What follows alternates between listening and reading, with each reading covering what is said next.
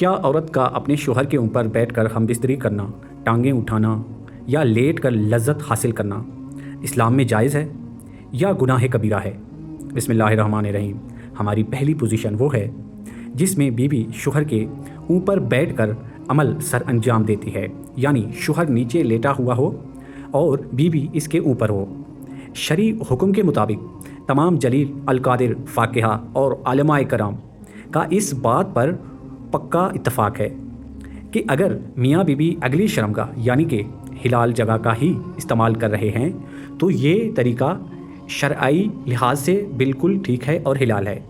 اس عمل میں رتی برابر بھی گناہ نہیں ہے، لیکن اگر اس کے طبی پہلو کو دیکھا جائے تو قدیمی اطباء اور جدید میڈیکل سائنس کے ماہرین اس پوزیشن کو کثرت سے اپنانے سے منع کرتے ہیں۔ پہلی وجہ مادہ منی کا ادھورا اخراج، کیونکہ اس پوزیشن میں مرد کا مادہ پوری روانگی کے ساتھ باہر نہیں نکل پاتا، جس کا کچھ حصہ اندر ہی رک کر وقت کے ساتھ عضو میں درد کا باعث بنتا ہے۔ دوسری وجہ انفیکشن کا خطرہ، کیونکہ دونوں کے رطابین مرد کے نازک حصے پر واپس گرتے ہیں، یعنی کہ مرد اور عورت کے جو قطرے ہوتے ہیں وہ واپس مرد کے عضو پر گرتے ہیں۔ تیسری وجہ حمل ٹھہرنے میں دشواری ہے، کیونکہ اس پوزیشن میں مرد کا مادہ فوری باہر بہہ جاتا ہے اور مادہ اس جگہ تک رسائی نہیں حاصل کر سکتا جہاں اسے پہنچنا چاہیے، رسائی بہت مشکل ہو جاتی ہے وہاں تک۔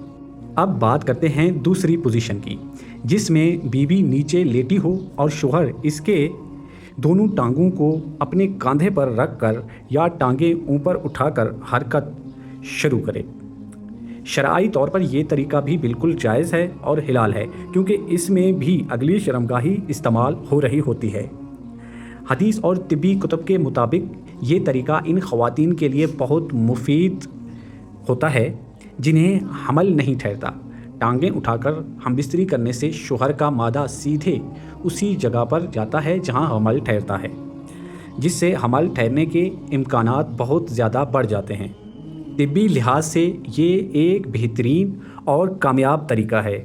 اب آتے ہیں تیسری پوزیشن کی طرف، جس میں بیوی الٹی لیٹی جائے، یعنی کہ وہ پیٹ کے بل لیٹی ہو یا گھٹنوں کے بل جھکی ہوئی ہو۔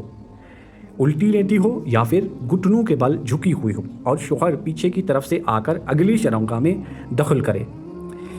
یہاں بہت سے لوگوں کو لا علمی کی وجہ سے الجھن کا شکار ہونا پڑتا ہے، یا پھر وہ الجھن کا شکار ہو جاتے ہیں کہ پیچھے سے آنا شاید پچھلی شرمگاہ کا استعمال ہے۔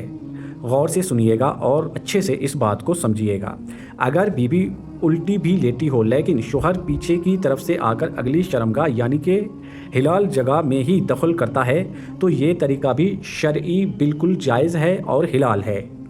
قرآن پاک کی آیات تم اپنی کھیتیوں میں جس طرح سے جاؤ آؤ اس بات کی دلیل ہے کہ رخ چاہے آگے ہو یا پیچھے ہو، جب تک جگہ صحیح ہے حلال ہے، طریقہ جائز ہے۔ البتہ اگر الٹی پوزیشن میں نادانی یا گندی فلموں کے اثر میں آ کر پچھلی شرمگاہ کا استعمال کیا گیا تو وہ سخت حرام ہے، گناہ کبیرہ بن گیا ہے۔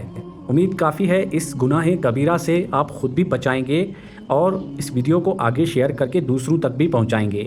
اب بات کرتے ہیں چوتھی پوزیشن کی، جب کہ سب سے عام اور فطری طریقہ ہے، یعنی عورت کے نیچے سیدھی لیٹی ہو اور مرد اس کے اوپر ہو۔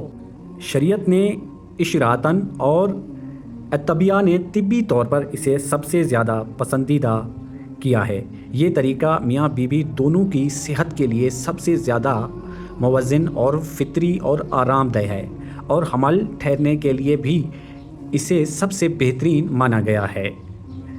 ناظرین، جہاں اسلام نے میاں بیوی کو مختلف پوزیشن کی آزادی دی ہے، وہیں دو طریقے ایسے ہیں جو ہر حال میں سخت حرام اور کبیرہ گناہ ہے۔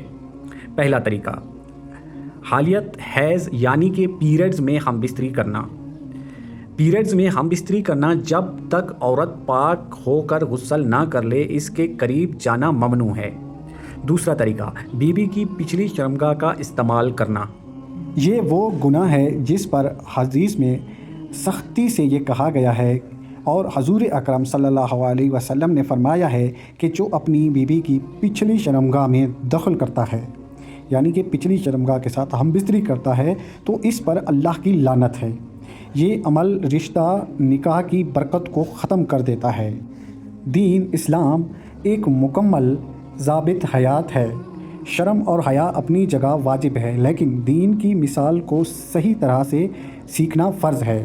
اللہ پاک حق بات کہنے سے نہیں شرماتا، تو ہمیں بھی حق بات سیکھنے میں شرم محسوس نہیں کرنی چاہیے۔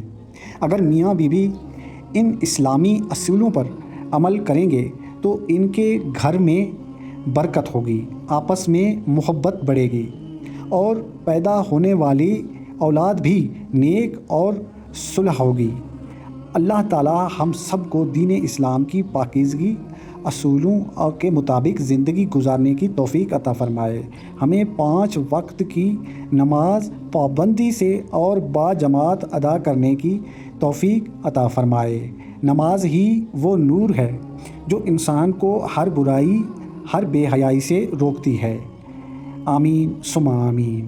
اگر آپ لوگوں کو ہماری آج کی معلوماتی ویڈیو اچھی لگی ہو تو ویڈیو کو لائک اور چینل کو سبسکرائب ضرور کیجیے گا، اور کمنٹ باکس میں اپنی رائے کا اظہار ضرور کیجیے گا۔ اب تک کے لیے اللہ حافظ، اپنا بہت سارا خیال رکھیے گا۔ ملتے ہیں کسی اور نیکسٹ ویڈیو کے ساتھ۔